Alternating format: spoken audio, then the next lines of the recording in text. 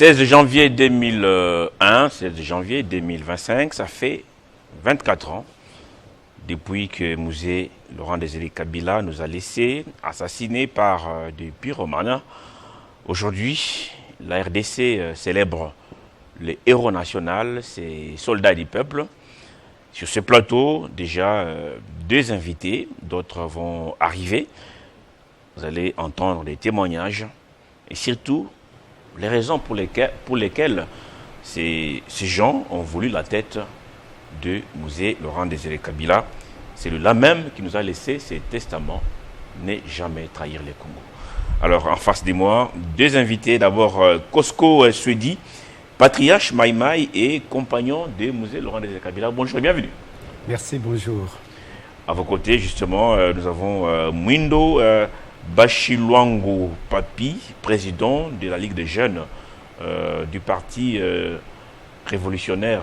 De la Révolution populaire. Voilà, excusez-moi. C'est un parti politique laissé par Musée Laurent Désiré Kabila. Ici. Bonjour et bienvenue. Bonjour. La question que je dois poser à chacun de vous, où étiez-vous le 16 janvier 2001 et comment avez-vous appris le décès de l'ancien président assassiné? Merci beaucoup. Le 16 janvier 2001, un certain mardi, le président de la République, Musée Laurent Désiré Kabila, il m'avait reçu le vendredi pour me libérer quand j'étais, à cette époque, j'étais coordonnateur de la première région militaire qui faisait les opérations Nord Kivu et Sud Kivu contre les agresseurs de la République démocratique du Congo, je cite le Rwanda et l'Ouganda. Quand il m'avait reçu, il me dit « Je vous instruis de quitter pour aller ravitailler ». Alors comme on avait un problème de panne de l'avion, je n'ai pas pu partir le samedi ensemble avec mon pilote qui était un Belge, M. Yves, paix à son âme, lui aussi nous a quittés. Alors on a reprogrammé le voyage pour le jeudi, donc pour le mercredi. Ce n'est que nous tous nous étions appris que non, le président ne plus. Là, c'est le mardi ou le mercredi? Ça, c'est le mardi. Quand on avait suivi sur la télé, quand l'aide du camp passait, nous étions... Je ne sais pas comment je peux expliquer, puisque personne n'a pas cru que non, ça devrait arriver comme ça. Mais on nous dit que non, il est blessé. C'est ainsi que l'État congolais a préféré de les transmettre un peu au Zimbabwe pour les soins appropriés. Nous, comme les vaillants combattants, Maïmaï, nous, comme les vaillants combattants patriotes, nous avons dit que non, ça c'est quelle nouvelle pour nous. Mais je me rappelle, quand il m'avait réussi plusieurs fois, plus de 15 fois de son vivant, au pouvoir comme président de la République, il était au courant qu'on devrait l'assassiner. Il le disait comme ça? Il le disait publiquement dans des réunions stratégiques. Alors, on va y revenir. Ouais. Ça va être très important pour cette émission. Alors, Monsieur Papi, Mwindo, où vous étiez précisément lorsque vous avez appris et comment avez-vous appris cette triste nouvelle? Quand Musée était assassiné en 2001, moi j'étais encore trop jeune. J'étais encore trop jeune. J'étais à l'école secondaire. J'étais à Bukavu. Et ce qui m'avait stimulé et ce qui m'avait touché dans cet assassinat, c'était mon père. C'est votre père qui vous a informé? Oui, c'est lui qui, parce qu'à cette époque-là, moi j'étais encore trop jeune. J'étais, je crois, en troisième secondaire. J'étais en troisième secondaire, j'arrive à la maison, je vois que papa il est trop, il est mal à l'aise, que Musée a été assassiné. Bon, j'ai tout fait le tour un peu dans les quartiers, je trouve que tout le monde est dans la même situation. C'est comme s'il y a quelque chose qui ne marche pas. Alors, je sais un peu comme je ne m'intéressais pas à l'époque, j'étais encore trop jeune, j'étais dans d'autres choses, dans l'adolescence. Alors, j'essaie de demander les autres, c'est qui Musée, qu'est-ce qu'il a fait, tout comme ça, on m'a expliqué. que Mouzé, c'était quelqu'un qui nous a libérés de la dictature. On m'a montré ses valeurs. On m'a essayé de m'expliquer comment il a valorisé d'abord notre monnaie, comment il est en train de valoriser les Congolais, comment il défend les Congolais. Alors ça m'avait, comment dirais-je, je dirais, affecté. Ça m'avait affecté, comme moi aussi je suis de ces gens-là qui aiment travailler pour les autres, qui aiment défendre les autres. C'était un peu ça. Alors, on va revenir à vous. Alors, les patriarches Cosco Swedi, vous êtes compagnon, vous étiez compagnon des musées Laurent Désiré Kabila. Tout à l'heure, vous me disiez qu'il savait qu'il allait mourir. D'abord, on commence au début. Pour arriver à Kinshasa, Mouzé a eu besoin de soutien des voisins. À ce que vous dites, vous avez évoqué ici les Rwandais et l'Ouganda comme ayant participé en pas tout ça et qui déjà menait la vie dure à Mouzé dans l'est du pays avec cette guerre d'agression. Mouzé avait besoin du soutien non seulement de ses pays voisins, mais aussi de l'Occident. Qu'est-ce qui s'est passé tout d'un coup pour que Mouzé vous dise finalement je vais mourir? À quel moment il y a eu fissure ou divorce avec ceux qui l'ont porté, ceux qui l'ont carrément porté? Hein, nous saluons l'arrivée sur ce plateau de Carlos Mopili, ancien Kadogo, aujourd'hui professeur d'université. C'est formidable. Bienvenue, bienvenue. Merci, je salue tous les téléspectateurs. Ah d'accord. Alors, j'étais en train de poser la question au patriarche Swedi et Cosco. Qu'est-ce qui s'est passé pour qu'il y ait ces divorces? Parce que lorsque vous disiez ça, c'est qu'il était convaincu. Oui, Mouzé était convaincu de sa mort. Pourquoi? Si nous pouvons faire la chronologie des événements, l'histoire de la révolution parmi nos pays limitrophes, même si nous pouvons aller au-delà de notre pays. Vous allez vous rendre compte que pour mener une révolution, nécessairement, on fait recours auprès d'autres pays, d'autres révolutionnaires. C'est ainsi que Mouzé aussi, animé de cette volonté, il a fait recours auprès des autres pays pour l'accompagner dans cette élite de libération. Alors, moi, j'étais à Fizi à cette époque-là. Nous étions contactés et nous avons mobilisé les jeunes vaillants combattants pour accompagner Mouzé dans sa vision. Mais au départ, vous savez que Cheikh Vara, il était venu chez nous à Fizi, dans mon village de Kibamba. C'est là où il avait rencontré Mouzé. Mouzé, il avait reçu Cheikh Vara chez nous à Kibamba, en territoire de Fizi, province du Sud Kivu, groupement de Nganja, village de Kibamba.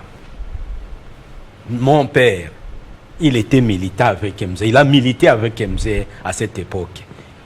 Il est parmi ceux-là qui ont reçu Cheikh Vara avec son équipe. Donc, chez nous à Fizi, nous perpétuons cette idéologie de Mouzé, de ne jamais trahir. Et le salut de notre pays ne viendra pas de nos voisins.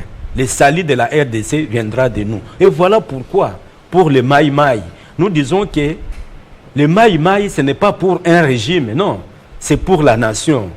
Notre élite, ce n'est pas que nous défendons tel régime. Non, non, nous défendons la nation congolaise. Et voilà pourquoi nous dit que non, ne jamais trahir, puisqu'il savait.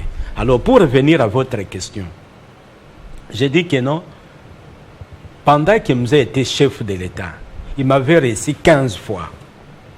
Parmi les 15 fois, au moins dans cette réunion, il répétait que non, je sais que non, on va m'exécuter, on va me tuer. Dans cette réunion, il disait que non, je reconnais, on va me tuer. Mais ne jamais trahir le Congo. Ne jamais trahir le Congo. Moi, je l'ai appris chez lui dans cette réunion. Ne jamais trahir le Congo, puisque je ne veux pas faire ce que l'Occident veut que moi je fasse. L'Occident avait demandé quoi à Mouzé? C'est la grande question. je dis que ces Occidentaux ont accompagné Musée dans cette élite via les pays là, voisins que vous avez cités ici, les Rwanda et l'Ouganda. Mais à quel moment il y a eu divorce? Qu'est-ce qui s'est passé? Non, le divorce, ce n'est que normal dans la politique. Maintenant, à quel moment? Puisque l'Occident voulait que Musée cède une partie de notre pays pour le Rwanda. Alors Musée a dit que non, je ne peux pas le faire. Je ne peux pas le faire puisque je suis soldat du peuple. Le pays ne m'appartient pas. Le pays appartient aux Congolais. Moi, je ne suis qu'un serviteur. Et voilà pourquoi Musée savait, il avait une ligne rouge, bien qu'il était chef de l'État, il dit que non, il y a une ligne rouge que je ne peux pas franchir. Il était constant dans sa lutte et de temps en temps, il disait que non, je suis soldat du peuple. Je ne peux pas m'arroger la décision à la place du peuple que moi, je dirige. Il a dit que non, je ne peux pas céder une partie du pays aux agresseurs. Et je ne peux pas le faire. Si cette décision va revenir, il faut que ça revienne au niveau de l'Assemblée nationale réunie. C'est eux qui ont le pouvoir de dire que nous pouvons le faire. Donc, et ça, à ce moment-là, son sort était scellé. Son sort était scellé, puisque pour les Occidentaux, il était un obstacle. Alors, je vais revenir à vous. Carlos, le professeur, en tout cas, aujourd'hui, vous étiez ancien Kadogo. J'aimerais vous poser la question que j'ai posée aux autres au début. Où est-ce que vous étiez ce mardi 16 janvier 2001 et comment avez-vous appris la mort du Musée? Merci beaucoup. Musée mort, j'étais déjà à la force aérienne. C'est ma dernière unité comme officier élève pilote dans les groupements des écoles de Dolo. Nous avons quitté le matin et j'ai commencé à rentrer à la maison. C'était au Kabadiading. Non. J'habitais Kabadiading, mais je voulais aller au Palais des Marbres pour me faire coiffer. Parce que nous étions un peu dispersés dans plusieurs unités. Tantôt on vous prend, on vous forme dans telle unité et vous laissez quand même les autres amis. C'est comme ça que j'avais un ami à moi, un jeune, Djadja, qui me coiffait depuis qu'on était avec lui à la force terrestre. Et maintenant, lui et ils sont allés à Fatbel, à Bazamou, où ils ont fait la formation blindée. C'était dans l'escadron blindé au Palais des Marbres. Alors, quand nous sommes rencontrés ici à Kinshasa, c'est là où je venais au Palais des Marbres pour me faire coiffer parce qu'il y avait plusieurs de mes camarades, de mes anciens compagnons qui étaient au Palais des Marbres. Alors, je prenais la direction vers le Palais des Marbres. Malheureusement ou heureusement, on a connu la crevaison du Pinet. Je suis descendu. J'ai pris encore un autre véhicule. À l'époque, on était des faux têtes. J'ai pris encore un autre véhicule qui va connaître encore une panne, toujours de crevaison des Pinets. Pendant que je me mettais là debout, je vois une Jeep Pajero, encore de mes amis maintenant, de l'école de pilotage, qui viennent me prendre. On avait aussi le secrétaire, je crois, Mungi, là, qui me dit c'est un ordre, montez. Et on m'a fait monter vers Badjading. Et c'est comme ça qu'au lieu de Donc, au lieu de foncer vers Palais des Marbres, il fallait maintenant rentrer à la maison. Je rentre directement à la maison parce que les amis aussi habitaient, nous habitions ensemble les cas Badjading. Ils ne vous ont pas dit pourquoi? Pardon? Ils ne vous ont pas dit pourquoi vous deviez... Non, là, Moussé n'était pas encore assassiné. C'était le mardi? C'était le mardi. Ah, d'accord. Tout ça, ça se passe vers 8 heures. Parce qu'on est arrivé à 7 heures, il n'y avait pas les enseignements ces jours-là. Et nous avons trouvé bon de rebrousser chemin, de rentrer. Alors, parce qu'on venait pour signer, hein? On est venu, on a signé et puis on commençait à rentrer. C'était, j'ai dit, c'était ce qui m'a sauvé la vie ces jours-là. Parce que je me dis, si j'allais au Palais des Marbres, et que cet incident me trouverait là-bas, je serais déjà considéré comme un corps étranger. Et je pouvais être parmi les suspects, les premiers suspects. Et je suis allé au cas Badiading. Je suis là, bon, je reste, je me dis non, j'attends vers après-midi que j'irai maintenant au Palais des Marbres pour me faire coiffer. Et soudain, quelques heures, je regarde à la télé. À l'époque, il n'y avait pas plusieurs chaînes. C'est là où je vois, c'était le colonel, l'adresse du colonel Edi Kapen. Le colonel Edi Kapen qui fait l'adresse. Bon, je me dis, ah, c'est quoi ça? Il y a quelque chose ou quoi? Et je suis là, je vois quelqu'un voisin qui vient, qui me dit non, il a suivi, je crois, la RFI. Et c'était comme ça, voilà, que après, ce sera Gaïta Kakouji, ministre de l'Intérieur, et puis Sakombi qui va démentir.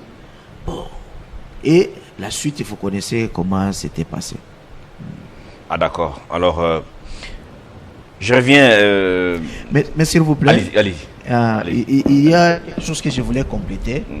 Vous voyez ce que camarade Jean Bosco vient de vous dire, que Mouzé était chez eux à Kibamba, le maquis de Kibamba. C'est le premier maquis de Mouzé étant que chef rebelle. Parce que le maquis de 64, Mouzé n'était pas chef rebelle. C'était un jeune derrière les vieux Soumialo, et les Gizenga, les Gouigné. Mais quand les vieux ont tenté, accepté l'offre de Léopoldville, c'est là où Mouzé va réunir les jeunes, parce que Mouzé il était le seul jeune qui siégeait avec le grand. Et c'est comme ça qu'il n'y avait pas un problème de leadership.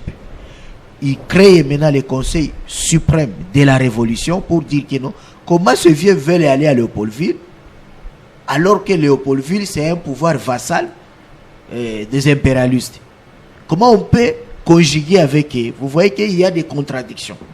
Et c'est comme ça que Mouzé va commencer à douter de ses aînés, donc des vieux, et même les traiter comme des corrompus par Léopoldville. Il y aura l'appui et le soutien du roi Nasser, c'était le président Nasser de l'Égypte, et du président Mao Tse-tung de la Chine. Et c'est comme ça que Mouzé va aller maintenant, comme leader, il crée le maquis de Kibamba.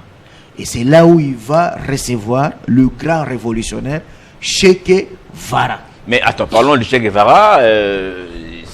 Ça n'a pas continué de plus bonne manière avec lui, parce que dans son ouvrage, on sent qu'il n'était pas aussi d'accord avec Mouzé sur certains points. Évidemment, quand on parle de Che Guevara, nous voulons la connaissance directe. Comme il vous dit, moi j'ai mes grands-pères, mes oncles, qui étaient aussi au maquis avec Mouzé, avec Che Guevara. Lui, il est là, il va vous dire la vraie histoire. Malheureusement, les Congolais aiment lire l'histoire d'un blanc ou bien d'un étranger. Onana a écrit, même si Onana a écrit sur Jean-Pierre Bemba, les gens vont lire Onana alors que Jean-Pierre Bemba est vivant. Onana a écrit ce qui s'est passé à San City. Nos journalistes qui étaient à San City, ils commencent à lire l'Onana. Ça, c'est une honte pour nous, pour l'intellectuel congolais, nos historiens, et je crois que vous allez changer les choses. Alors, Che Guevara arrive. Première chose, il faut dire, il est arrivé quand? C'est en 1966. C'est-à-dire l'insécurité de l'Est ne commence pas avec l'AFNEL. Tout ce que les gens investent, les faux historiens vous racontent que sous Mobutu, on était en paix. Non. Et que l'insécurité à l'Est commence avec Mouzé Laurent Désiré Kabila. Vous voyez déjà que c'est ces gens qui ne comprennent rien. Même le recensement de 1984, nous là, nous n'avons pas participé à cela. Donc, à 64, vous connaissez qui était le ministre de l'Intérieur? C'est Etienne Tshisekedi Ouamoulumba, qui était ministre de l'Intérieur et de la Sécurité. À l'époque, Che Guevara, il passe par la Tanzanie, il traverse le lac Tanganyika, là où il y avait la force navale de l'armée du Congo. Il était invité ou il est venu de lui-même? Bon, c'est pas là, c'est des questions qui sont un peu au niveau stratégique. Ah d'accord, allez-y, Oui. allez-y. Mais il devait y avoir des contacts entre lui et Mouzé depuis longtemps. Il arrive au maquis. C'est Che Guevara, il est argentino-espagnol. C'est ça sa nationalité. C'est lui qui a accompagné Castro Fidel pour renverser le pouvoir de général Batista au Cuba. Et les troupes qui sont arrivées à La Havane, à la capitale de Cuba, c'était patronné par Che Guevara et Camelo. Et c'est comme ça que Castro Fidel, le Cubain, va nommer Che Guevara ministre d'État dans son gouvernement. Vous comprenez un peu les choses? Voilà. Ça, c'est la vraie université maintenant révolutionnaire qu'on est en train de donner. Allez-y. Voilà. Vous êtes suivi par beaucoup de gens. Voilà. D'ailleurs, je reçois beaucoup de messages, je pourrais les lire après, mais allez-y d'abord. Voilà. Maintenant, vous comprenez déjà qu'un argentino-espagnol a été Castro Fidel et il a été nommé au Cuba. Ministre. Et déjà en 66, vous apprenez déjà que nous avons eu les alliés, les Cubains et Che Guevara. Et c'est Che Guevara qui était le premier à former même nos ancêtres, nos vieux là, dans la guérilla. Parce que sous Mouzé, et c'est là où vous dites qu'il n'y avait pas il y avait un problème, parce qu'à l'époque, Mouzé n'était pas encore formé dans la guérilla. Il ne s'appuyait que par la fétiche, comme nos grands-pères qui étaient là. Les chefs coutumiers, il y a les Kanyombo, les Ngoma, les Lokumbia, et ici aussi vous arrivez chez eux. Et ensemble leur donner des fétiches, et ils allaient même au combat en chantant. Donc il n'avait aucune technique de guerre. Et à chaque fois qu'il gagnait des batailles, il rentrait avec des chèvres, il passait toute la nuit en train de chanter, en train de danser, et parfois avec des femmes. Ça, c'est ce que pour Che Guevara, il trouvait que ce n'était pas vraiment une rébellion organisée. Mais Che Guevara reconnaît déjà le leadership de Mouzé Laurent Désiré Kabila comme meneur d'hommes et qui a la capacité communicationnelle extraordinaire. Et c'est comme ça que lorsque Mouzé demande à Che Guevara de quitter son maquis, parce que Che Guevara était déjà repéré par la CIA, il y a eu des bombardements intenses. Mouzé ne voulait pas que Che Guevara meure dans son maquis.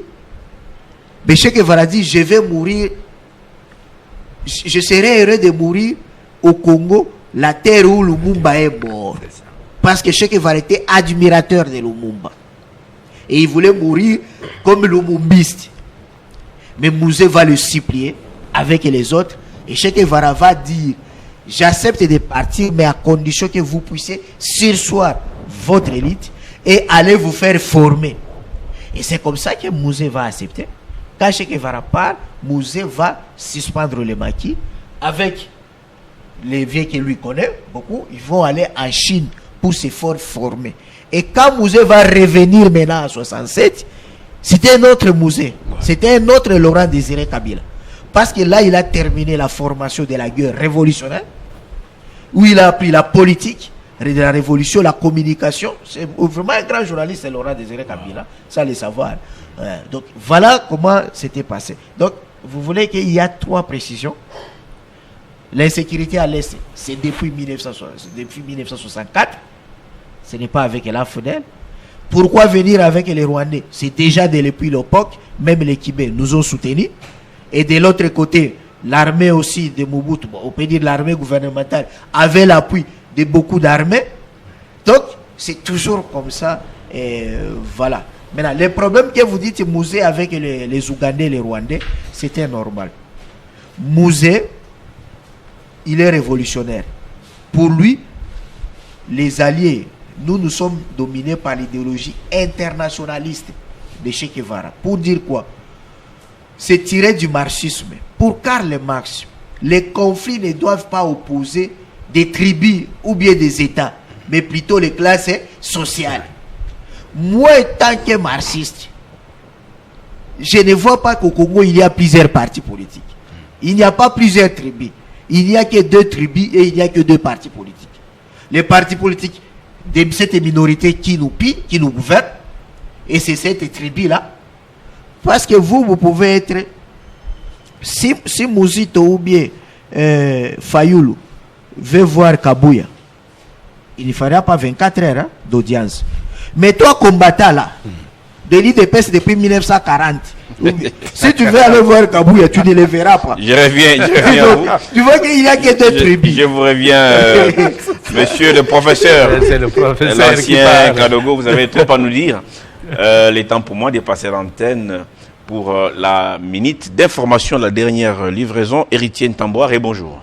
Merci beaucoup et bonjour. Crispin Chibunkoufou à l'information. Confère les pouvoirs. Bienvenue à tous.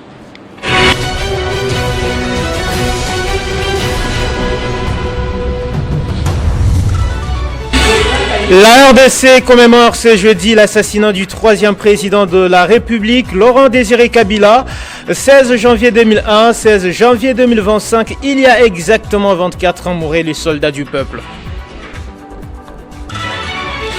Le chef de l'État a présidé mercredi le Conseil des ministres qui a abordé entre autres les points en rapport avec la sécurité, l'administration du territoire, la situation épidémiologique au pays. Cette première réunion hebdomadaire de l'année 2025 ne se tient pas le vendredi 17 janvier, journée février consacrée à la commémoration de la mort du héros national Patrice Emery Lumumba. Les religieux sont en campagne pour la paix et le bien vivre ensemble. La conférence épiscopale du Congo et l'Église du Christ au Congo ont lancé mercredi une mobilisation générale pour le retour urgent de la paix dans tous les grands lacs. Les hommes de Dieu appellent à une adhésion massive de la population. Pour finir, en dehors de nos frontières, guerre au Proche-Orient entre l'armée israélienne et le Hamas, les deux parties ont accepté mercredi un accord pour un cessez-le-feu à Gaza et la libération d'otages. C'est le Qatar, l'un des principaux médiateurs dans les négociations qu'il annonce, précisant que la trêve entre en vigueur le dimanche 19 janvier. Merci pour votre fidélité, mesdames et messieurs. L'actualité reste en continu sur le www.tele50.cd. Retrouvez toute l'actualité en continu sur www.tele50.cd.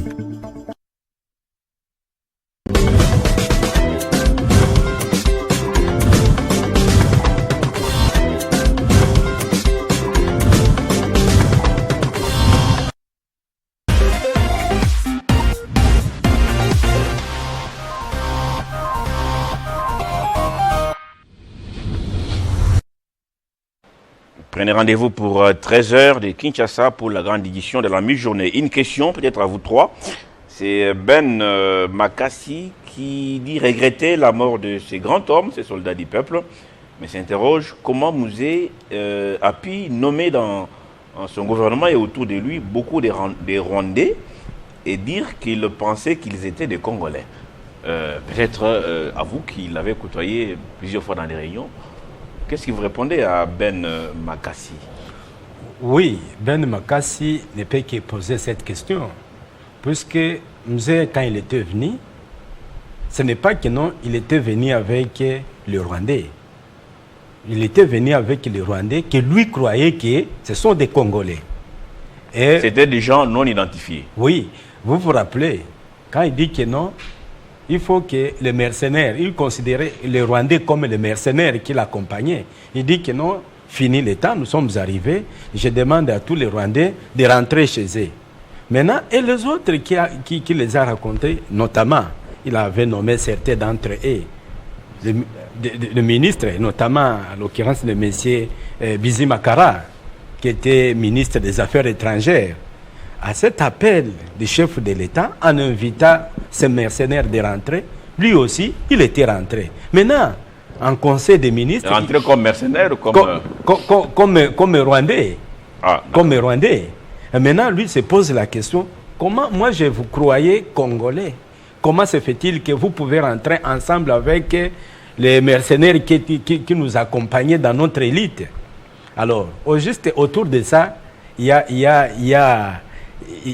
une confusion. Il y a une confusion, mais aujourd'hui, il s'appelle aujourd'hui des Banyamulenge. Ok? Des Banyamulenge, c'est pour essayer un peu de différencier le Rwandais vivant au Rwanda et le Tutsi congolais. Ok? Peut-être avec ça, ça peut nous aider. Ça peut nous aider puisque nous avons d'autres de cette communauté au gouvernement. En l'occurrence, le ministre des Infrastructures, il est parmi un Munyamulenge. Alors, pour revenir à ta question, cette question n'a pas raison d'être maintenant là. Pourquoi? Puisque le chef de l'État lui-même, il avait donné la réponse. Il avait donné la réponse et dit que non, je le croyais congolais. Et s'il était congolais, il devrait rester. Et ceux qui restent aujourd'hui sont congolais. Bien, je reviens. Mais s'il vous plaît. Oui, le temps, je reviens en tout cas. Non, c'est cette question-là. Oui. Parce que les opposants exploitent ça plusieurs fois. Bon, lui il n'est pas opposant, c'est un Congolais, un compatriote. Oui, c'est ça. Il s'interroge à haute voix. Ouais. Oui, il s'interroge parce que les gens en parlaient beaucoup. Moi, j'ai eu la chance à l'époque que j'étais à Kisangani, quand le président Tshisekedi demande la facture de la guerre pour que les Rwandais rentrent. Ce jour-là, j'étais avec Fé Abdou et Laurent, qu'on appellera Laurent Kunda. Et voici, c'est ces jours-là qui m'ont relaté leur histoire, comment ils ont été recrutés vers l'Ouganda et comment quand ils ont libéré le Rwanda et l'ingratitude du président Paul Kagame. Quand on libère le Rwanda, le président Paul Kagame décide, de changer la langue officielle du français, ça devient l'anglais. C'est-à-dire tous les Tutsis anglophones qui ont eu des avantages, et puis il leur demande, eux, qu'ils ne peuvent pas être des officiers parce qu'ils sont des étrangers.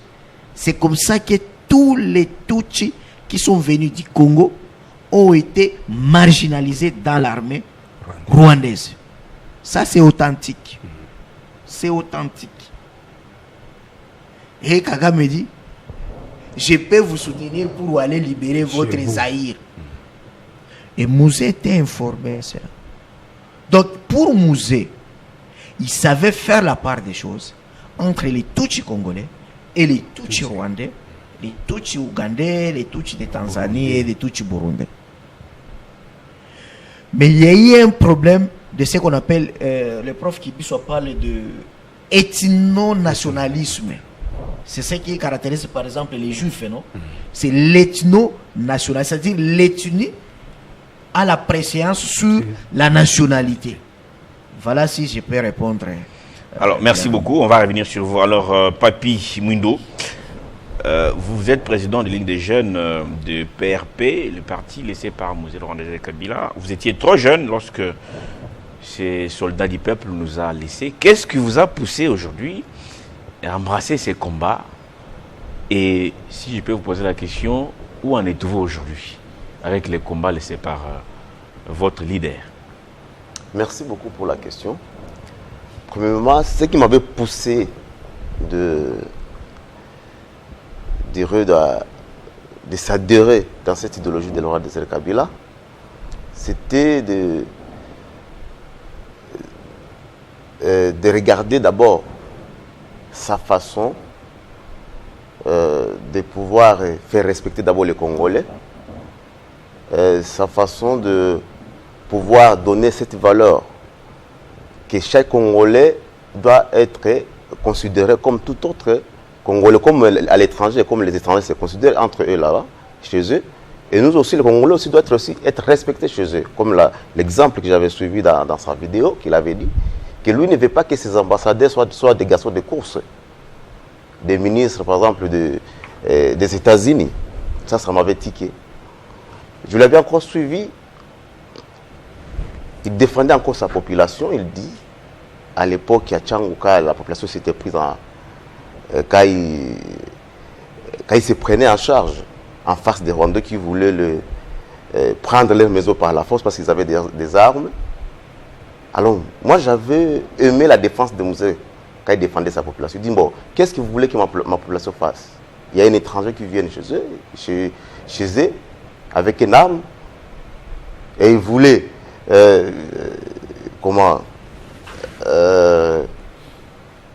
l'imposer,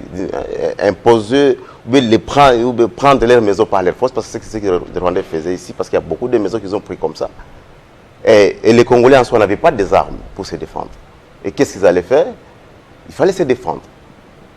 Il fallait se défendre. Mais vous voulez qu'est-ce que les Congolais allaient faire? Quelqu'un qui a une arme, mais lui n'a pas l'arme. Il n'avait pas des armes. Les Tutsis étaient armés, les Congolais n'étaient pas armés. Et quand les Congolais se défendaient, et ça c'est une faute. Les Congolais doivent se défendre parce qu'ils se trouvent dans leur pays. Ça m'avait aussi intéressé dans tout ce qu'il avait fait, y compris la prise en charge. Quand il parlait de la prise en charge, que nous allons nous prendre en charge nous-mêmes. Est-ce qu'aujourd'hui, quand vous voyez notre société, vous pouvez dire que c'est une sorte de testament laissé par Mouzé, prenez-vous en charge? Est-ce que les Congolais ont compris ça?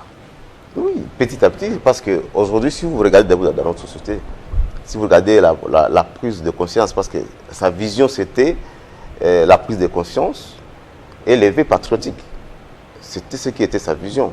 Mais si on regarde aujourd'hui, vraiment, il y a l'avancée. Les Congolais commencent déjà à comprendre, et les Ouazaliens également. Même à l'époque, il y avait même la guerre entre nous et les Rwandais à l'époque de Mouzé. Qu'est-ce que Mouzé avait dit aux Congolais? C'était juste pour éveiller cette conscience-là, en disant que chaque Congolais, partout là où il se trouve, il a le droit de défendre son pays. Et si nous nous laissons faire, nous serons des esclaves de ces Rwandais-là. Alors, mais si on essaie de comparer avec aujourd'hui, il y a l'avancée. Il y a l'avancée parce que hier, on était à Bamangébi, on a vu comment les jeunes, même les enfants de l'école primaire étaient mobilisés. Et les questions qu'ils posaient, vous sentez qu'il y a déjà une avancée sur le veille patriotique.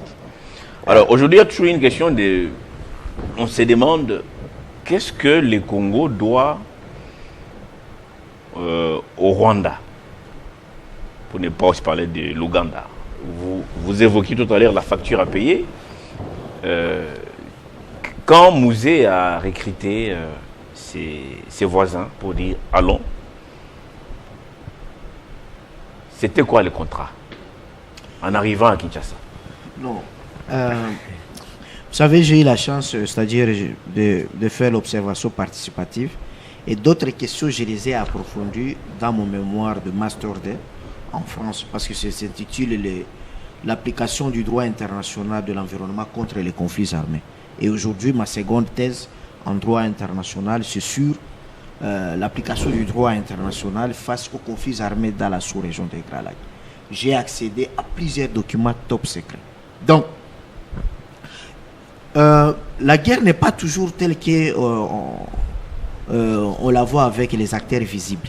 Il y a les acteurs visibles et les acteurs invisibles. Les acteurs invisibles, ce sont le metteur en scène. C'est les multinationales anglo-saxons. Et c'est eux, au premier niveau, qui conçoivent, qui planifient.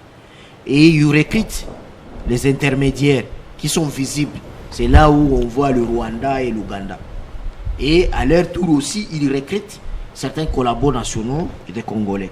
C'est pourquoi moi, je ne suis pas vraiment d'accord avec même la communication de notre gouvernement aujourd'hui sur plusieurs tribunes internationales qui se limitent à doiter les Rwandais, alors que c'est lui, le commanditaire du Rwanda.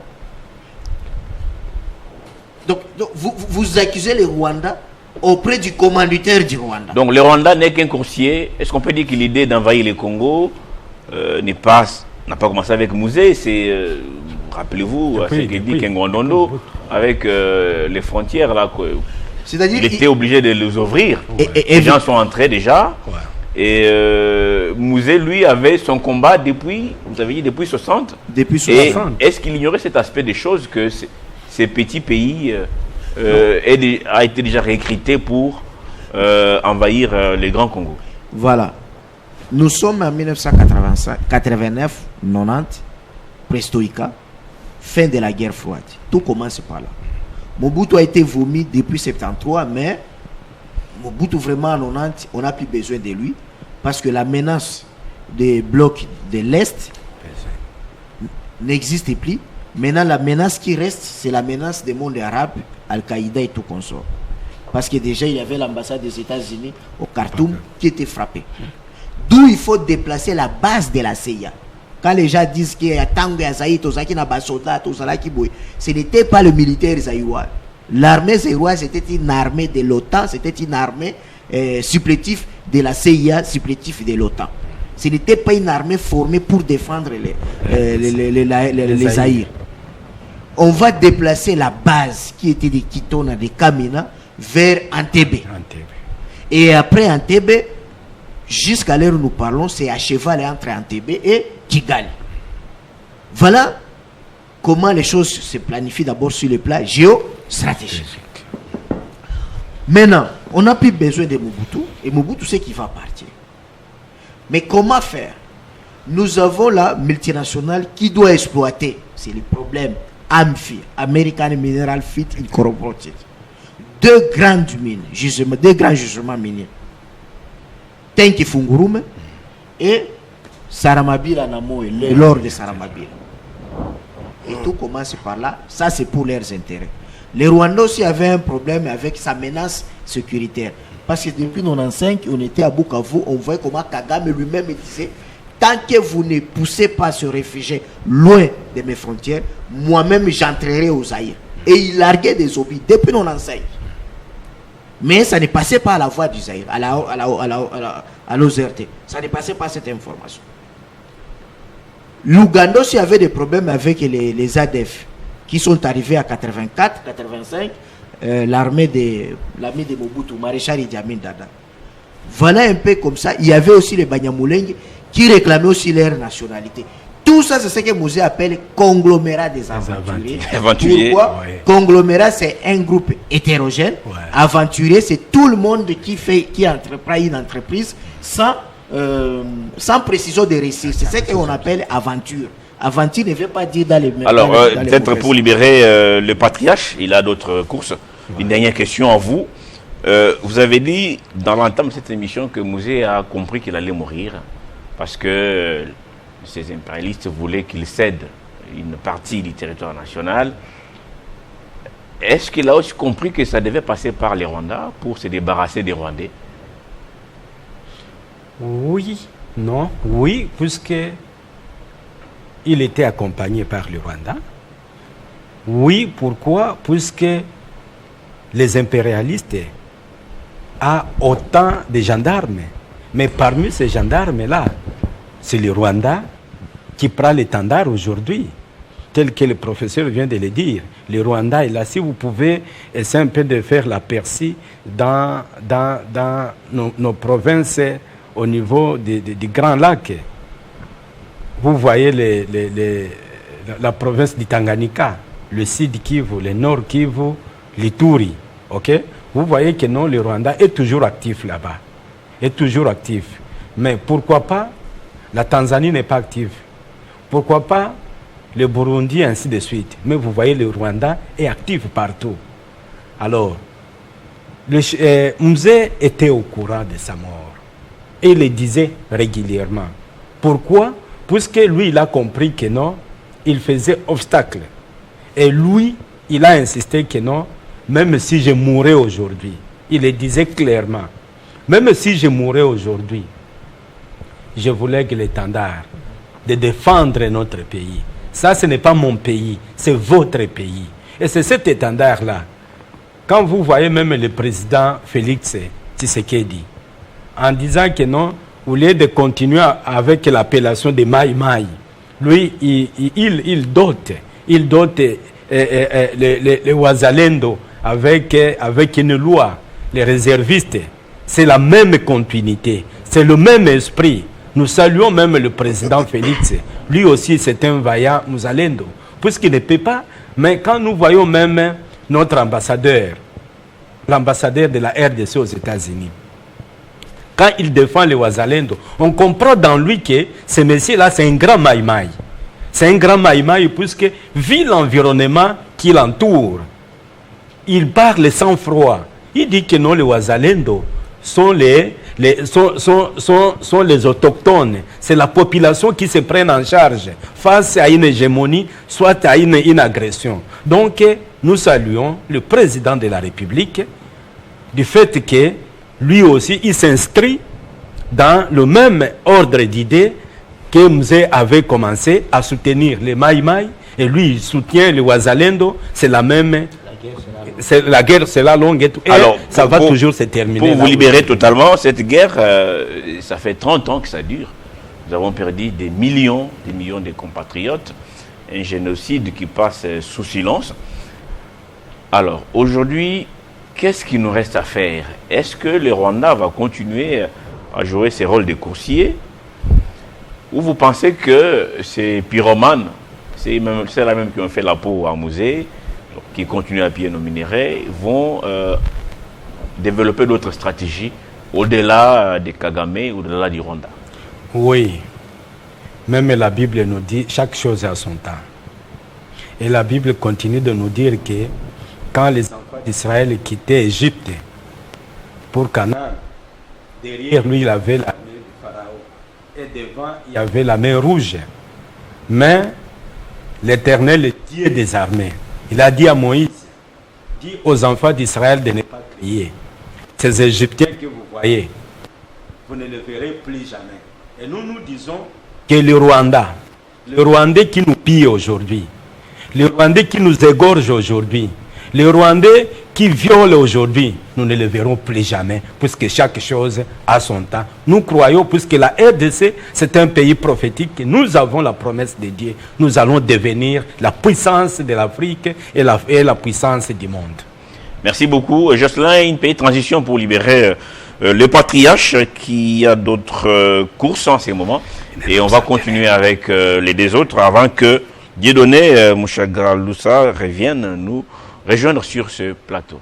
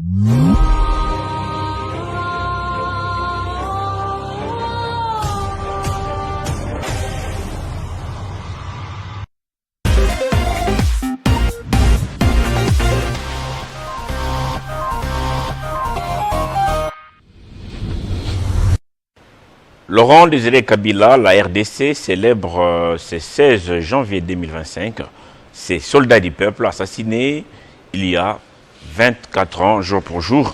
Mwindo Bachilwangu Papi, président de Ligue des jeunes de PRP.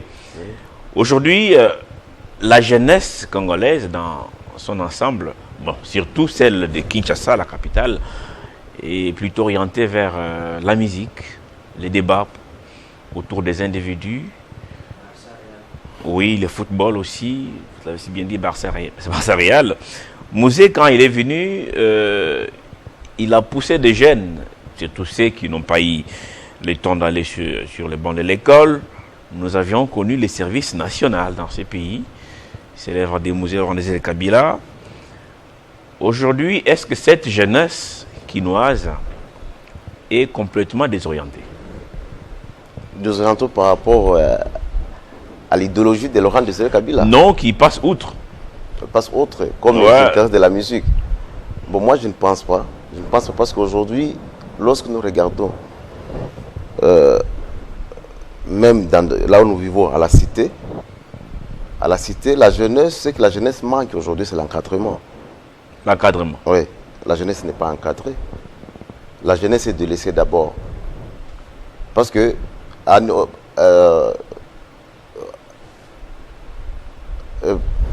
je dirais parce qu'à notre niveau d'abord, nous, à notre niveau d'abord, les PRP, à notre niveau des PRP, nous essayons de sensibiliser, de mobiliser la jeunesse à essayer de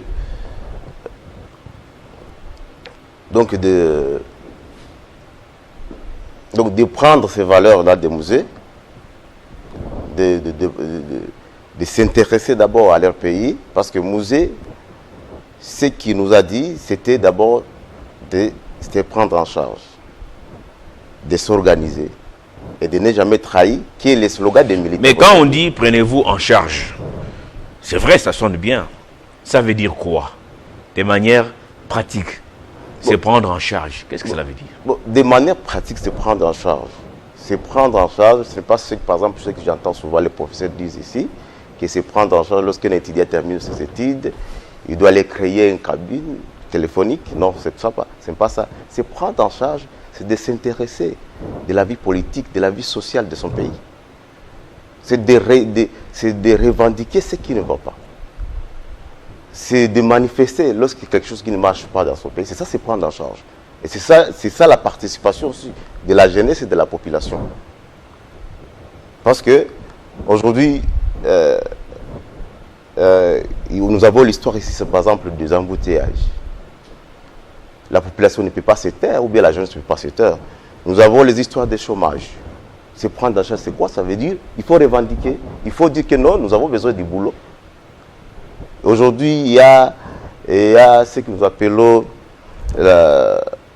un salaire qu'on donne par exemple aux fonctionnaires qui n'est pas un salaire qui peut subvenir aux besoins même de leur famille.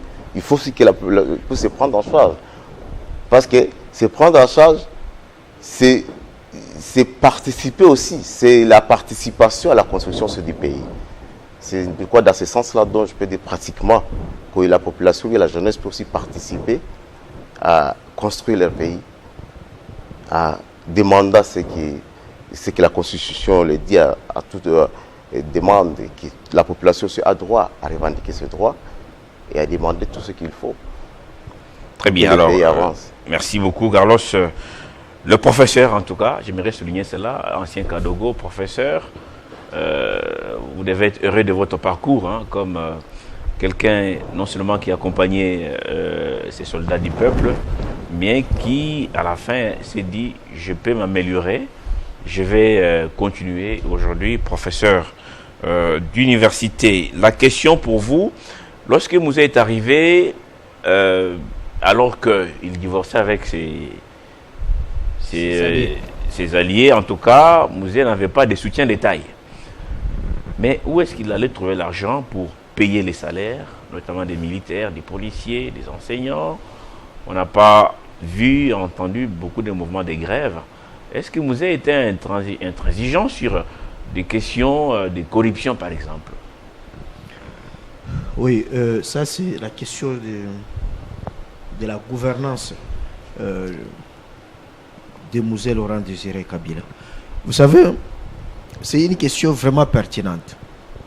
Il faut souligner d'abord que sous Laurent Désiré Kabila, le budget national était de 300 millions de dollars. 300 millions. Oui, les 300 millions que les gens détournent aujourd'hui. Et là, nous étions combien, les Congolais? Si on était combien mais déjà, en Angola, le budget était à 30 milliards de dollars. En Angola. Une démographie très très faible par rapport même à la vie de Kinshasa et de Lubumbashi. Donc, il n'y a pas d'excuse sur ça. Que nous étions combien? Voilà. Mais avec les 300 millions, une recueil des musées. J'ai été même 5 fois. Manger 3 fois par jour. Likili. Et mon premier poulet dans ma vie de manger étant que Likili. Une récré avait droit d'une éponge. Et chaque 3 mois, on renouvelait de blanquettes. Je parle de récré, hein? Je ne parle pas d'un soldat. Avec le budget de 300 millions de dollars, on dotait les uniformes militaires. Vous-même, vous connaissez comment ça se passait. Donc, la question, c'est que chez Mouzé, c'était vraiment le peuple d'abord. Le peuple d'abord. C'était le peuple d'abord. C'est-à-dire, Mouzé aimait plus le peuple que les politiciens. Mais il n'avait pas de partenaire. Quel miracle a-t-il fait pour trouver de l'argent? Non, ok. Pour payer le militaire et les autres, tel que vous le dites. C'est pourquoi je regrette toujours comment la chaîne nationale avait écrasé, c'est-à-dire toutes les images ou tous les éléments vidéo de Mouzé. Dans une conférence de presse de Mouzé, il explique qu'on lui a apporté un projet, toujours des mêmes projets, et Mouzé a dit niet. Nous sommes riches. Et c'est ça, Mouzé. Quel projet? Toujours le projet des banques mondiales, des institutions de Bretton Woods. Pour Mouzé a dit, je n'ai pas besoin d'emprunter votre argent. Le Congo est suffisamment très riche. En tout cas, très riche. Je n'ai pas besoin de votre argent. Nous allons développer, nous allons faire notre reconstruction avec nos propres moyens de bord. Et c'est ce qu'il a démontré. Avec tout ce qu'on gagnait au pays, les recettes nationales, Mouzé payait bien les fonctionnaires. Mais la question, c'est que sous Mouzé, les trains de vie des institutions publiques étaient vraiment faibles. Parce qu'un ministre de Mouzé n'était pas millionnaire. Donc il n'y avait pas de ministres qui détournaient des millions pour des projets? Il y a eu ceux qui ont tenté. Et ils ont vu la prison. Parce que sous Mouzé, c'était quoi? Quand vous dénoncez un détourneur, vous avez directement une peine. Vous savez, le ministre des Sports, le premier ministre des Sports qui nous avait amené au Burkina Faso, Mutombo Tchibal, c'était un agent de l'ANER à la frontière de Kasumbalès qui avait refusé la corruption de $10,000 comme ça. Mouzé, informé, il dit, je vais voir ces messieurs. Vous avez fait quoi? Oh non, je suis infirmier. Bon, vous faites quoi? Oh, j'aime les sports. Ok, ministre des Sports. C'est-à-dire qu'il y avait la politique des sanctions. Sanctions positives pour les gens qui refusaient les détournements ou qui géraient très bien. La sanction négative, c'était la prison. C'était un président craint ou un président aimé par ses collaborateurs? Non. En tout cas, je ne sais pas, les politiciens n'aiment pas le président qui aime le peuple contre eux. Hein. Parce que les politiciens aiment qu'ils soient, eux, satisfaits au nom d'être leader de tel coin. C'est ça aujourd'hui. La formule, c'est que le président Fachi doit seulement satisfaire les leaders de tel coin. C'est-à-dire, on regarde les leaders de l'Équateur, vous, vice-premier ministre, leader de Kivu, vous, vice-premier ministre, leader du Katanga, vous, ministre d'État, leader de Kasaï, leader. C'est seulement quand ces leaders la bouffent, on croit qu'on a satisfait les peuples. Mais pour Mouzé, pas question de vous soi-disant leader. J'aide directement le peuple. Et cette gouvernance a réussi parce que Mouzé était admirateur de la démocratie directe. Mouzé, quand il arrive ici chez Télé 50, il ne demandera pas au DG Jean-Marie Kassamba le rapport. Non. Le rapport suivra après. Mais il va demander au huissier Shidaya Koninin. Quand il arrive dans un bataillon, il n'a pas besoin de rapport d'abord du commandant bataillon. Il va demander aux soldats comment ça va. Quand il arrive dans une institution, même au ministère, il demande aux fonctionnaires les plus bas là, comment ça va. Et imaginez-vous, même dans le centre, je me rappelle à Kibomango, Mouzé, il a laissé les cortèges très loin. Il arrive avec les véhicules directement vers la cuisine. et lui-même, il goûte ce qu'on prépare. La qualité. Donc, il savait créer cette proximité. Oui, oui. Je vous reviens en tout cas, le temps pour moi de saluer l'entrée sur ce plateau de Dieudonné Moucha Galoussa, société civile. Bienvenue. Merci beaucoup, Crispé. Ouais, même si on va chuter dans quelques minutes, mais c'était important de vous avoir aussi pour votre témoignage. On parlait du musée, assassiné il y a 24 ans, jour pour jour aujourd'hui. Qu'est-ce que vous retenez en quelques phrases? Ce qu'a été son combat? Est-ce qu'aujourd'hui, ce testament est encore à l'ordre du jour? Oui, ce qu'on peut retenir, ou ce que moi je retiens des musées, je ne sais pas les résumer dans quelques minutes, même si je vais me forcer à faire ressortir des grandes lignes de ce que je retiens de lui, d'autant plus que c'est un grand homme. Si on doit écrire sur lui, on peut écrire des livres au regard de ce qu'il avait d'abord comme conviction, ce qu'il avait comme ambition, ce qu'il a réalisé et ce qu'il nous a légué comme héritage. Des musées, je retiens au sens vrai du mot, libérateur comme on dit. C'est vraiment un vrai soldat qui a libéré les Congolais, les Zaïrois de l'époque du jour de la dictature moboutienne qui avait déjà trop longtemps duré. Mais au-delà de cela, l'héritage ou les leçons que nous avons retenues des musées, c'était ce sens non seulement patriotique mais un nationaliste au sens vrai du mot. Et il avait les soucis réels de son peuple. Musée, parmi des éléments même qui continuent à parler de lui aujourd'hui, il y a les services nationaux. Et on ne peut pas oublier que c'est Musée qui a laissé les services nationaux aujourd'hui parce qu'il avait les soucis que le peuple puisse manger d'abord avant de recourir à toute autre méthode, à toute autre forme, à toute autre activité à mener. L'homme doit d'abord manger. Raison pour laquelle il a mis les services nationaux qui a permis à ce qu'on puisse transformer des gens, à ce qu'on puisse donner à manger aux gens. Donc ça, c'est un premier élément. Donc il avait les soucis dissociaux. Il voulait restaurer l'homme congolais dans sa physique, c'est-à-dire dans sa santé physique, bien manger, pour qu'on puisse être vraiment en bonne santé et faire le travail qu'on doit faire.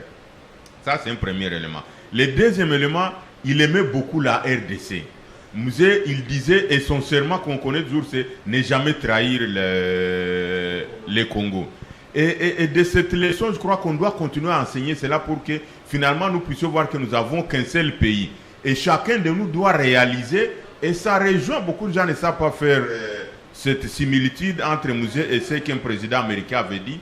Ne demandez jamais à votre pays qu'est-ce que le pays doit faire pour vous, mais ce que vous devez faire pour votre pays. Ce qui veut dire que chaque Congolais doit savoir, doit s'imaginer qu'est-ce qu'il doit faire pour le pays, parce que Musée a tout donné jusqu'au sacrifice suprême. Et donc chacun de nous a l'obligation d'aimer ce pays, de le servir et de produire ce qu'il doit produire comme apport. Le troisième élément, beaucoup de gens ne se rendent pas compte de ça. Musée avait d'ailleurs, et on en avait parlé, la révolution, pardon. Musée vient, il prend le pouvoir par les armes, de Hewabora jusqu'à Kinshasa. Mais il trouve des Mobutistes qui avaient déjà régné pendant autant d'années. Musée, certainement qu'il a brisé les régimes politiques entre les Mobutistes et les régimes qu'il venait d'instaurer. Mais l'homme, il a accordé donc un pardon aux gens. C'est-à-dire, s'il avait l'intention de vouloir faire du mal, et entre guillemets, je peux me permettre le mot de le dire, s'il avait envie de zigouiller, d'arrêter de faire la chasse à l'homme de tous ceux qui ont dirigé pendant la période de Mobutu, Musée en avait la capacité, en avait la possibilité, en avait les moyens et en avait les manettes et le pouvoir. Mais Musée ne l'a pas fait. Ce qui veut dire que Musée a laissé non seulement une leçon à nous, peuple, ou à la population, ou aux citoyens simplement, il a laissé une leçon aux dirigeants. De dire que si vous accédez à un poste, il ne faut pas prendre vos prédécesseurs, il ne faut pas prendre ceux qui ont géré comme des ennemis et commencer à les pourchasser, commencer à les faire des exilés, commencer à les amener par-ci par-là. Il a accordé, il a fait une révolution, pardon. Et donc, Musée n'a jamais fait l'acharnement. Il avait un problème avec les régimes et ce qu'il avait déboulonné, mais il n'avait pas de problème avec les individus parce que les individus étaient au service des régimes. Dès lors qu'il avait déboulonner ces régimes, il a accordé un pardon à tous les autres. Musée n'a jamais fait la chasse aux sorciers. La preuve est qu'il y a eu des Mobutistes, et nous le savons tous, des Mobutistes qui sont revenus au pays, qui ont travaillé, qui ont été intégrés. Et donc c'est une leçon qu'il a donnée aux dirigeants congolais, à tous celui qui devrait les succéder à ces fauteuils présidentiels pour dire non, vous entrez à la présidence, mais il faut savoir que nous tous, nous sommes des Congolais, il faut une réconciliation, il faut une révolution, pardon. Contrairement à ce que les autres peuvent penser, ou les autres qui viendront, ils peuvent faire. Et là, il a rejoint notre préoccupation, nous de la société civile, nous qui voulons voir une alternance continuelle, où quelqu'un quitte le pouvoir, l'autre arrive, et il fait une politique de cohésion nationale, une politique de réconciliation, et non pas une politique de chasse à ceux qui ont précédé. Puisque la conséquence est laquelle, Crispin? Si vous accédez à un pouvoir, à un niveau que ce soit, vous pouvez être ministre, chef ou commandant ou président de la République, mais si vous commencez à faire la chasse à ceux qui vous ont précédé, vous êtes en train de donner une mauvaise leçon à ceux qui vont venir. Puisque de la même manière, vous avez accédé à ces sièges, les jours où vous quitterez, si vous avez fait la chasse à vos prédécesseurs, donc ceux qui viendront après risqueront de... Mais est-ce que ça ne donne pas raison à ceux qui pensent que Mobutu est parti, mais ses manières d'agir restent avec nous? Les mobutistes continuent. Voilà pourquoi il y a la corruption, les détournements, l'impunité et tout ce qui va avec. Ce qui bloque le pays, parce que la corruption sonne comme un virus mortel. Oui, effectivement, ce sont des mots qui gangrènent, ce sont des virus d'ailleurs qui gangrènent la société. Donc il faut effectivement lutter contre cela et surtout il ne faut pas cautionner l'impunité comme était en train de le dire le professeur. Parce que si à chaque alternance, on pardonne, alternance, on pardonne, et comment ça va servir d'exemple aux autres? Non, c'est différent de ce que je suis en train de dire. C'est-à-dire le pardon s'accorde aux hommes politiques et non pas à ceux qui ont détourné ou à ceux qui ont été impliqués dans des questions qui affectent la nation. Ça c'est clair. Et donc, si vous avez été impliqué dans une situation qui peut affecter l'existence de notre pays, qui peut affecter l'État congolais, qui peut affecter les violations des droits humains, les détournements, comme vous venez de le dire, effectivement, il faut qu'il puisse y avoir une sanction à la hauteur des forfaits que vous aviez commis. Ça, personne ne peut les nier. Et d'ailleurs, nous aussi, on parle toujours qu'il faut lutter contre l'impunité parce qu'il n'est pas normal que quelqu'un est accusé ou quelqu'un est soupçonné d'avoir détourné 42 millions de dollars, 3 millions de dollars parce que les détournements, finalement, en RDC, ce n'est pas moi qui l'ai dit, nous les suivons tous les jours, les détournements de 10 000, 20 000, 50 000, 100 000, c'est presque, c'est normal, on trouve comme c'est dité ordinaire, hein? Des bonbons. Dité comme des bonbons. Mais quand on arrive à détourner 1 million, 3 millions, 5 millions, 10 millions, ah là on commence à parler et ça devient comme si c'est une concurrence. Et malheureusement, vous trouvez que généralement, des personnes qui sont suspectées ou qui sont accusées d'avoir détourné ça, dès qu'ils entrent en justice, dès qu'on les amène en justice, souvent certaines personnes sont lavées de ces soupçons-là, et dès que la justice se prononce, c'est vrai, nous on ne peut plus dire parce que nous sommes des légalistes, mais quel est l'honneur, quelle est la probité, quelle est la perception que la population va avoir vis-à-vis de la personne qui a été impliquée. Et je suis convaincu quand même de le dire, je ne pense pas que le président de la République, son Excellence Félix-Antoine Tshisekedi Tshilombo, peut couvrir l'impunité. Parce qu'une fois qu'on peut dénoncer que quelqu'un a détourné ou quelqu'un est accusé et qu'on n'arrive pas à les sanctionner, on risque de croire que le président l'a couvert, alors que le président ne l'a pas couvert, c'est la justice qui l'a lavé. Mais le président, comme premier citoyen, comme magistrat suprême, je crois qu'il doit avoir quand même un regard pour dire non. Qu'est-ce qui se passe par rapport à cette question des clameurs publiques? Et c'est ce que Mouzé faisait. Mouzé avait l'avantage de consulter la population pour dire, dès que la population se prononçait sur une question, je me rappelle parce que lorsque Mouzé était en train d'avancer, j'étais à Bukavu et je l'ai vu de mes propres yeux. À ce moment, j'étais encore trop jeune, pas militant, mais activiste de la société civile. Et il avait sensibilisé la population. D'abord, pour l'élection du gouverneur, il a appelé les gens. C'est ce qu'on appelle, c'est aussi un mode d'élection. À main levée. Voilà, à main levée dans un stade. Et les gens ont désigné la personne. Voilà. Moins cher. Voilà. C'est une élection qui ne coûtait pas autant de milliards pour les pays. 1 milliard et demi. Oui. Deuxième chose, Mouzé avait l'essence de la sécurité, l'essence de préserver la RDC des différentes agressions parce que au fur et à mesure qu'il avançait, je me rappelle toujours cette phrase qui résonne dans mes oreilles. Tieni watoto katika jeshi. envoyer les enfants dans l'armée. Et Mouzé en a recruté partout. Il avait une armée nationaliste, donc il prenait, que ce soit dans les Kivu, que ce soit dans les Katanga, au Kasaï, Congo central, Équateur. Mouzé avait une armée qui avait tous les enfants de la RDC. Ce n'était pas une armée ciblée pour dire on va prendre seulement les gens qui viennent d'un tel coin, qu'on les entraîne. Et puis Mouzé, il avait rendu l'armée professionnelle. Mouzé n'avait pas d'autres branches qui pouvaient être considérées comme des milices politiques, contrairement à ce que d'autres pays ou à ce que d'autres peuvent avoir comme ambition de dire qu'on peut créer des milices. Alors, je vois le professeur Carlos en train de sourire. Alors, une question que je dois vous poser à vous trois, c'est Yves Mouyumba, depuis Écologie, qui insiste. Il revient sur cette question des factures, la facture que l'on doit au Rwanda, les Rwandais qui, en complicité avec des multinationales ou des pyromanes, ont fait la peau à Mouzé Laurent Kabila après ses divorces. Les Rwandais qui avaient accompagné Mouzé dans cette lutte. Alors, sa question est celle-ci. Il y a beaucoup de tribus minoritaires dans ces pays. Pourquoi dans chaque gouvernement, ce que vos invités appellent Tutsi congolais ne manque pas? Qu'est-ce qui se cache derrière ça? Qui va répondre, s'il vous plaît? Bon, je vais commencer par répondre. Je crois que le problème que nous avons, c'est de pouvoir caricaturer les gens. Et nous, à ce niveau, nous ne sommes plus à ce niveau de caricaturer les gens. De la même manière qu'il n'y a pas, chaque gouvernement, il n'y a pas de Tutsi qui manque. De la même manière, il n'y a pas de Kivussé qui manque, de Bashi. De la même manière, il n'y a pas de Karunda qui manque. Mais il n'y a pas de pygmées, par exemple. Non, les pygmées, je crois qu'on en a déjà eu. Mais s'il y a un pygmée qui peut remplir... Il n'y a pas une tribu pygmée. Il n'y a pas une tribu pygmée. Merci, professeur. Mais je crois qu'on doit éviter, il faut éviter de faire la politique de ceux qui veulent toujours qu'on parle, qu'on puisse stigmatiser les gens pour dire voilà ce qui est en train de se faire. Raison pour laquelle, à l'époque, il n'y a pas longtemps, j'avais pris notre organisation avait pris une décision, une déclaration courageuse en ce qui concerne le ministre Guissaro. Nous avons dit, c'est vrai qu'on peut l'accuser de tout ce qu'on peut l'accuser, mais il ne faut pas qu'on donne l'occasion à ceux qui pensent que les seuls Tutsis congolais qui sont dans le gouvernement, on les pourchasse pour ça. Et heureusement que les gens m'ont compris. Aussitôt que nous avons fait cette déclaration, il y a eu les politiques qui ont suivi. Et à un moment donné, je me suis dit, notre organisation a servi d'alerte au sens vrai du mot. Et donc, il faut éviter cette caricature de croire que parce que quelqu'un est lancé, quelqu'un de taille courte, quelqu'un gros, quelqu'un en élonné, il faut le caricaturer à cela.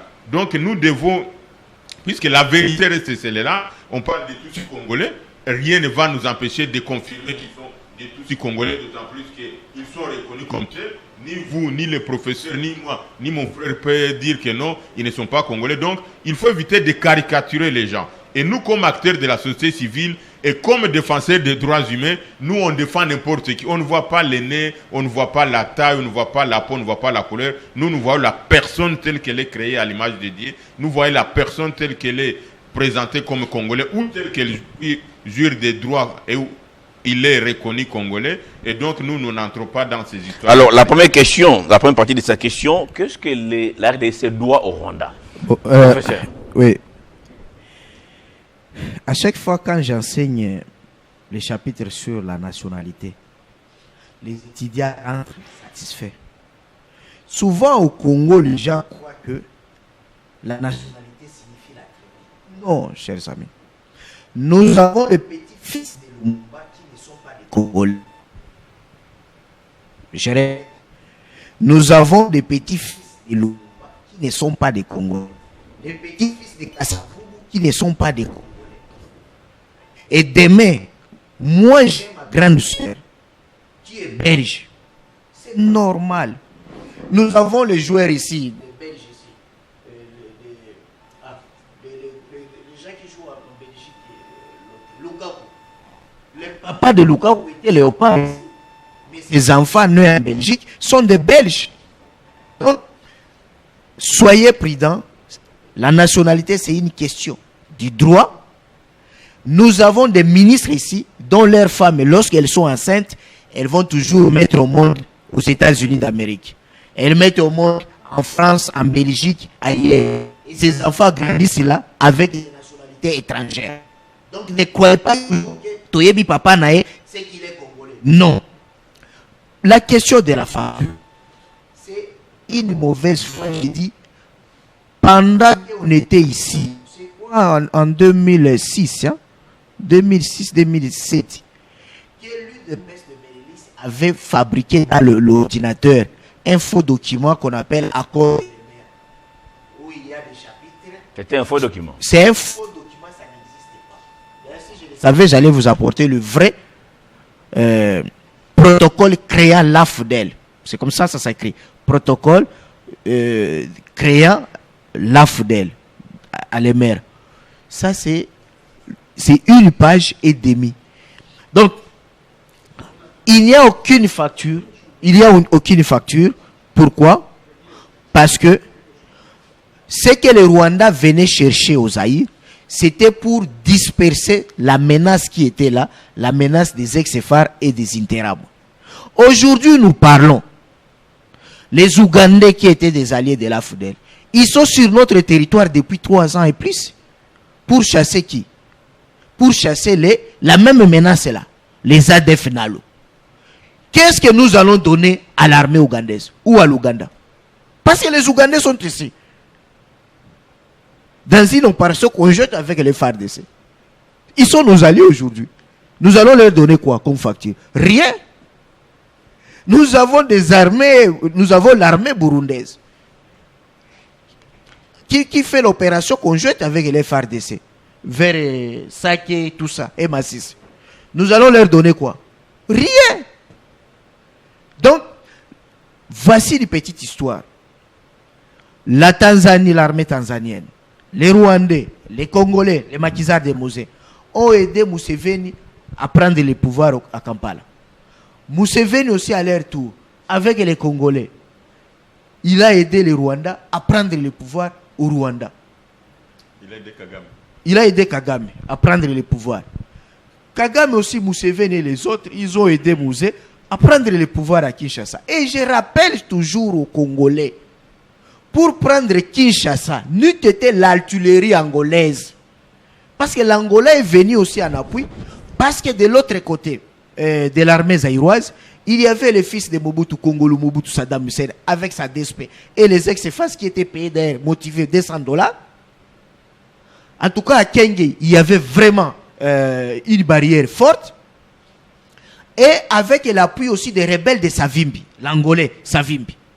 Quand l'Angola, Eduardo Santos, quoi qu'il était ami de Musée, il a appris que de l'autre côté, Mobutu, il a l'appui des rebelles de Savimbi. Il n'a pas tardé pour envoyer aussi ses troupes avec l'artillerie. C'est comme ça que Kenge va tomber. Est-ce que vous avez déjà entendu l'Angola réclamer des terres? Non. Je parle toujours et je rappelle notre beau-frère ici en face, le président Sassou. Il a pris le pouvoir avant par la rébellion Cobra. Cobra a eu l'appui de la DSP. Le fait général Baouma s'est bâti. Est-ce que nous avons déjà réclamé des terres au Congo-Brazzaville? Je vais en Chine. Mao Tse-tung, dans sa révolution armée, il a eu l'appui des gens de Mongolie, de Cambodge. Et il a pris le pouvoir de Pékin. Tse-tung Mao, il va aider aussi Kim Il-sung, les cocos de Kim Il-jong-un, à prendre le pouvoir. Et le pire est que les jours où on prend Pyongyang, capitale de la Corée du Nord, c'est les jours où le fils unique de Mao sera abattu. Et qu'avait dit Mao? Il est citoyen nord-coréen. Enterré là. Il a été enterré dans la capitale de la Corée du Nord. Avez-vous déjà entendu la Chine réclamer des terres là de l'autre côté? Des très beaux exemples en tout cas. Merci beaucoup, professeur. On a finalement compris. Alors, on va maintenant chiter. Alors, Papi Mwindo, est-ce que vous avez ajouté par rapport aux désarguments, par rapport à la question de notre ami Yves Muyumba de Kolosi? Oui, je n'ai pas vraiment grand-chose à ajouter parce que je suis devant les grands pionniers, les grands professeurs. Vous savez, c'est la raison pour laquelle j'ai une absolument tout le temps. Parce que je me pose la question, qu'est-ce que je peux dire, ce qui peut être plus important que... Est-ce que vous posez la même question que Yves, qui s'est interrogé à haute voix, même si c'est vrai, pour Dieudonné Mouchagaloussa, ça ne passe pas une telle question, alors que, bon, le professeur a donné beaucoup de beaux exemples. Oui, moi, le problème sur cette question, moi, je pense que nous avons un problème parce qu'aujourd'hui... S'il vous plaît, donne-moi une minute. Ce que les gens oublient, c'est que quand la FDL avançait avec les alliés tutsi rwandais, en face de nous, nous nous battions. Par exemple, les fronts de Tingi-Tingi, de Moyengu, 36 km de Kindu. En face de nous, c'était aussi des Rwandais, les ex-FAR, qui étaient 10 fois nombreux. Les Rwandais qui appuyaient Mobutu étaient 10 fois nombreux que les Rwandais qui appuyaient la FDL. Merci. Merci beaucoup. Et en même terminer, temps, il n'y a pas une révolution ou bien une conquête du pouvoir qui n'a jamais à être ici sans avoir des alliés. Il faut toujours, partout dans le monde, il y a toujours des alliés pour avoir le pouvoir dans les partis politiques. Mais seulement les Rwandais étaient un mauvais allié. Et c'était un mauvais allié aussi, c'est sûr. Instrumentalisé par voilà, les multinationales. Voilà. Ah, d'accord. Bon, maintenant, c'est la question des partenances tribales ou quoi. Nous avons un problème d'abord de cette nationalité dont le professeur disait ici. Nous n'avons pas d'abord des cartes pour citoyens. Nous ne sommes pas des Congolais. Vous êtes Congolais en fonction de... Vous avez qu'une carte qui vous donne droit au vote. Point barre. Et maintenant, quand nous parlons beaucoup des choses, d'ethniques, de quoi, des terres, qu'est-ce qui nous montre que nous sommes, nous d'abord qui s'appelle Congolais, que nous sommes Congolais? Rien du tout. Parce que la loi dit, la seule preuve par excellence, c'est les certificats de nationalité signés par le ministre. Combien en ont ici parmi les journalistes de laissez-les terminer, professeur. Allez-y. C'est cela le problème qui me donne. Chaque jour, je réfléchis, je me pose la question, quel jour qu'on nous donne des cartes pour citoyens? Donc vous-même, vous ne savez pas si vous êtes Congolais ou pas? Non, je sais que je suis Congolais. Mais maintenant, la preuve, sans cette preuve, on ne sait pas si on est Congolais ou pas. Vous êtes Congolais par présomption. Mais si aujourd'hui, par exemple, nous sortons à l'extérieur, lorsque nous présentons nos cartes, on va vous dire que ça, ce n'est pas une carte, c'est une carte de droit de vote. Maintenant, la carte de nationalité, la carte d'électeur, ça n'existe pas. Alors, on va terminer finalement cette grande émission consacrée à la vie des musées Laurent Désiré Kabila, notre héros national. Alors, je vais passer 30 secondes à chacun. Musée est mort il y a 24 ans. Est-ce que nous avons changé notre façon d'agir, notre façon de penser par rapport à notre pays? Ce pays qui doit être entier. Je rappelle ici qu'en son temps déjà, Patrice Emery Lumumba, trop jeune, était parmi les premiers Congolais à prononcer le mot balkanisation. Musée est mort. Pour cela aussi, 24 ans après, est-ce que nous avons changé? Personnellement, je suis parmi les gens qui défendent la thèse de continuer à parler de la balkanisation. Je suis convaincu et persuadé, à moins que ce soit pour des générations à venir, pour nous, le fait que Musée nous a légué ce slogan-là n'est jamais trahir le Congo. Donc la balkanisation n'aura jamais lieu dans ce pays. Et tout acteur qui s'aventurerait sur ce chemin-là, parce que la beauté et la bonté des Congolais, c'est-à-dire quand tu es au Kivu, tu te retrouves chez toi, au Congo central chez toi, en Équateur chez toi, au Kasaï tu es chez toi, à Kasumbalès tu te sens à l'aise, et il n'y a personne qui va vouloir mettre ça en jeu, et donc personne ne travaillera pour la balkanisation. Les forces extérieures peuvent tenter, mais je crois qu'avec l'unité des Congolais, ça n'arrivera pas. Et raison pour laquelle, l'élément que je voulais dire en une seconde, Musée aussi avait consolidé l'essence patriotique de défendre le pays, parce que avec les Kadogo qu'il recrutait, avec les militaires, à son époque, les militaires étaient mieux payés, alors que, comme le professeur le disait, le budget était court, mais les militaires avaient un bon salaire, et les militaires n'étaient pas des clochards, les militaires vraiment ils étaient bien, et Musée avait légué ça comme une leçon. Mais également, beaucoup de gens ne le savent pas que c'est Musée qui a instauré le système de nouveau de la bancarisation des paiements des salaires. À ce moment, je venais de terminer l'école secondaire. Je me rappelle que j'ai eu mon salaire à la banque à l'époque des musées. Et donc, il ne faut pas que les gens pensent que tout ce que Musée a légué ou ce qui est en train d'être fait. Musée avait une longueur d'avance. Il avait une vision de lui et il a implanté quand même, il a laissé des éléments fondamentaux sur lesquels, si on va sur le plan sécuritaire, on peut restaurer l'intégrité territoriale. Si on va sur le plan social, on peut mettre le peuple, effectivement, comme disait Étienne Tshisekedi, le peuple d'abord, et non pas une certaine classe de politiciens qui détournent des millions de dollars et après on considère qu'ils sont des parents, qu'ils ont des noms à protéger, on ne peut pas les mettre en prison, on ne peut pas les arrêter. Et malheureusement, ce sont déjà les noms qui reviennent toujours qu'aujourd'hui, peut-être il était à tel endroit, demain on va sentir gouverneur de la Banque centrale ou par-ci par-là, je ne veux pas entrer dans cela. Mais également, Musée nous a laissé la question de la démocratie qu'il faut consolider parce qu'il faisait des élections même les gouverneurs étaient élus. Musée n'était pas dans la logique des nominations des gouverneurs pour que les provinces puissent être bien.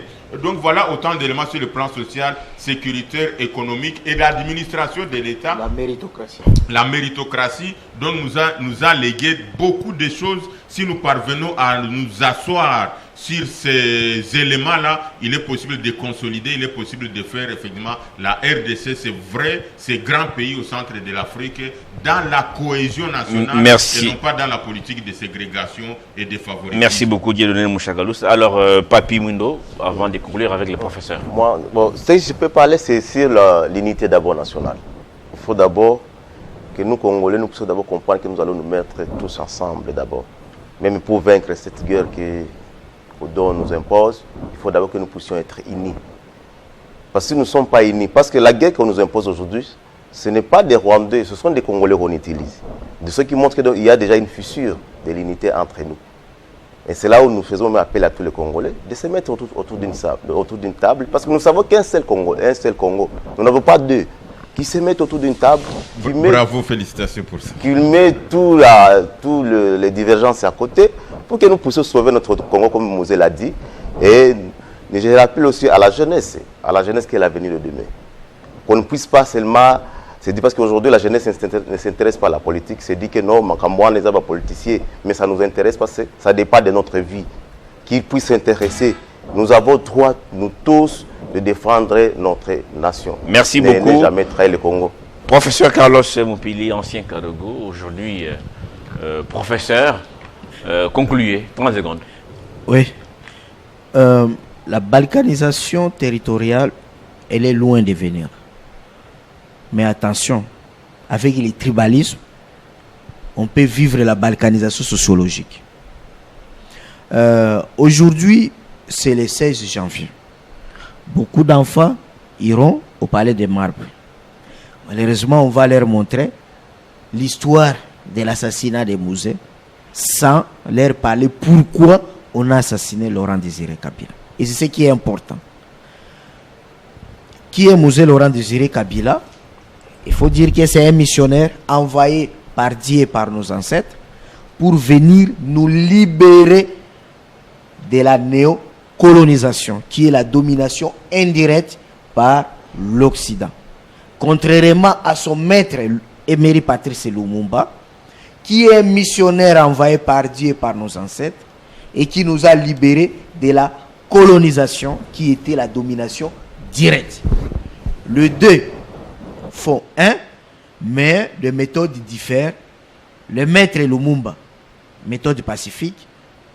L'élève Musée Laurent Désiré Kabila, c'est la révolution armée. L'opprimé doit s'adapter à la méthode de son oppresseur. Merci beaucoup, merci à vous trois en tout cas. C'était très important, beaucoup de messages, peut-être je vous enverrai ça après, beaucoup de gens qui réagissent un peu partout à travers le monde.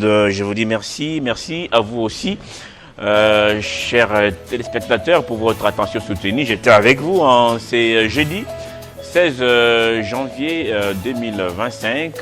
C'est une grande journée, nous commémorons l'assassinat de Musée Laurent Désiré Kabila, les soldats du peuple, héros national. Je vous retrouve la semaine prochaine. À très bientôt.